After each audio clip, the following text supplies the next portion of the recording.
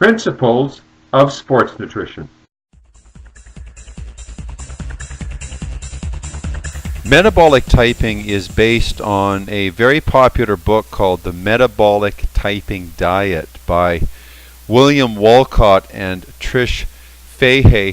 Much of what these people teach is based on the contributions, research, and efforts of Dr. William Donald Kelly, who established much of what is known philosophically and scientifically in the field of metabolic typing.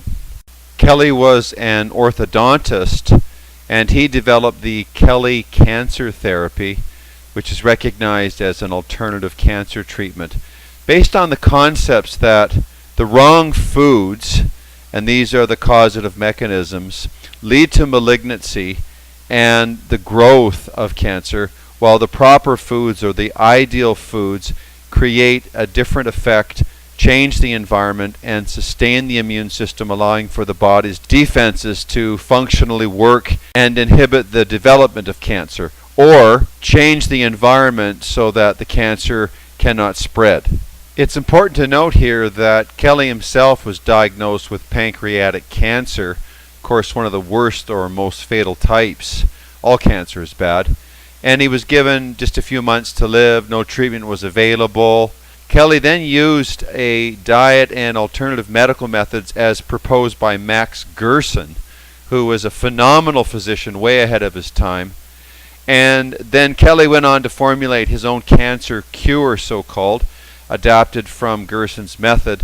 And these methods used pancreatic enzymes, an individualized diet of vitamins, minerals, nutrients, detoxification, etc. What I really like about the metabolic typing concept or paradigm of body typing is that it completely debunks the myth of the universal diet, which implies there is one diet for everyone, everywhere on the planet. Of course, we're humans, and we've migrated all over the world, and we evolved on a whole range of different food, none of which was refined or processed or dead or sterilized. It was all real, organic, fresh, whole food from plants and animals. That's the common thread. But we are individuals, and the evidence is so strong now to demonstrate that one man's food is another man's poison, that we just can't feed out of the national trough and think that everyone should have the same amount of fats, carbohydrates, and proteins, or that the source of those macronutrients should all be the same. Obviously that's not true, and that is one of the major principles of body typing and whole food nutrition as a principal concept. You have to spend some time and energy and determine what the best diet for you is. And ultimately you use the evidence of your outcome as proof.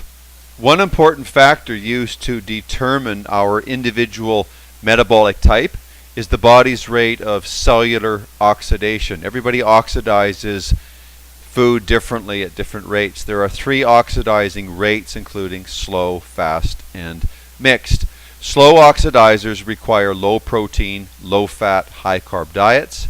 Fast oxidizers require high protein, high fat, low carb diets. And mixed oxidizers require relatively equal amounts of proteins, fats, and carbs. So there are 3 metabolic types: 1 protein type, 2 carbo type, 3 mixed type. So you need to read the book to get the full impact of the theme and the idea and the research, and there's a ton of it. It's a really good read. So the metabolic type is, again, another attempt to understand the individual needs of the individual and create that ideal diet that satisfies the biological demands of the person.